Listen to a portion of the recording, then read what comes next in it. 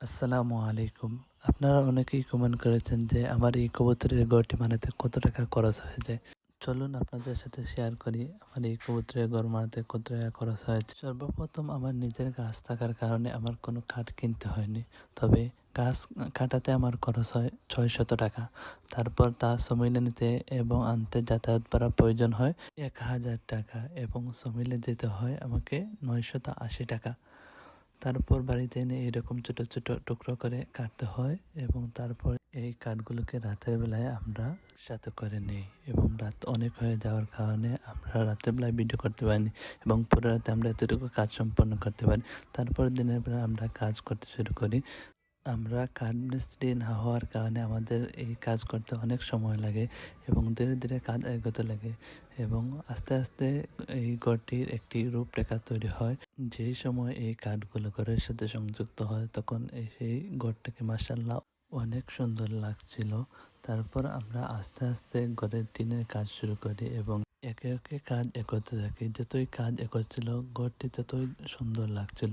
যেই সময় আমরা এই ঘরের টিনের কাজ সম্পন্ন করি তখন মাশাআল্লাহ ঘরটিকে অনেক অনেক বেশি সুন্দর লাগছিল। এতটুকু কাজ করতে আমাদের প্রায় ওই দিনের আসরের সময় পর্যন্ত কাজ করতে হয়। তারপর আমরা পরবর্তী কাজ শুরু করি ওই দিনের রাতের বেলায়। রাতের বেলায় আমরা কাজের ভিডিও করতে পারিনি, সেই বিধায় আমরা পুরোপুরি কাজের ভিডিও দিতে পারিনি। তবে আমরা রাতের বেলায় অনেক কাজ করি। রাতের বেলায় কাজ করে আমাদের কাজ এতটুকু পর্যন্ত সম্পূর্ণ হয়। এতটুকু কাজ সম্পন্ন হওয়ার পর মাশাআল্লাহ ঘরটিকে অনেক বেশি সুন্দর লাগছিল। অতঃপর আমরা ঘরের দরজার কাজ শুরু করি। আর এই দরজার জন্য আমরা যেই নেট এনেছি সেই নেট এবং ঘরের উপরে যে টিন দেখতে পাচ্ছেন সেই টিন, এই দুটির খরচ এসেছে আমাদের 1100 টাকা। এই কাজের পর আমরা আমাদের ঘরের টিনের রঙের কাজ শুরু করি। টিনের মধ্যে রং দেওয়ার জন্য আমরা বেছে নিই আমাদের পছন্দের রং লাল রং। যেই সময় এই লাল রঙের কাজ শেষ হয় তখন সেই ঘরের রূপ আসে মাশাআল্লাহ এইরকম রূপ আসার পর আমরা আপনাদের মাঝে একটি ভিডিও শেয়ার করি যা আপনারা অত্যন্ত পছন্দ করেছেন।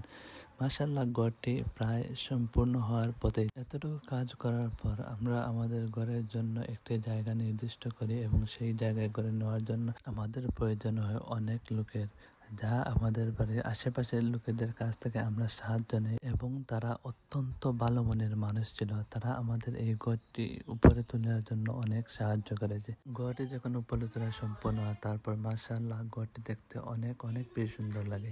আর এই ঘরের মধ্যে আমরা যে চাপালক ব্যবহার করেছি এবং যে কবজি ব্যবহার করছি তা কিনতে হয়েছে 200 টাকা দিয়ে। এছাড়া আমরা যে পেরক ব্যবহার করেছি সেগুলো কিনতে হয়েছে আরো 400 টাকা দিয়ে।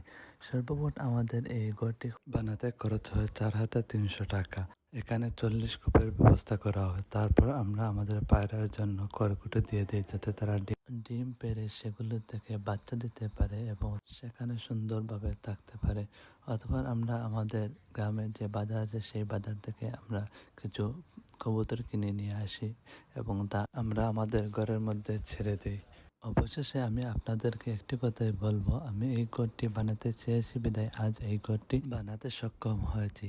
আপনারা যারা যারা এরকম ঘর বানাতে যাচ্ছেন আপনারাও পারবেন ইনশাআল্লাহ। মানুষ চাইলে যে কোনো কিছু করতে পারে। আজকের জন্য এতটুকুই। আসসালামু আলাইকুম।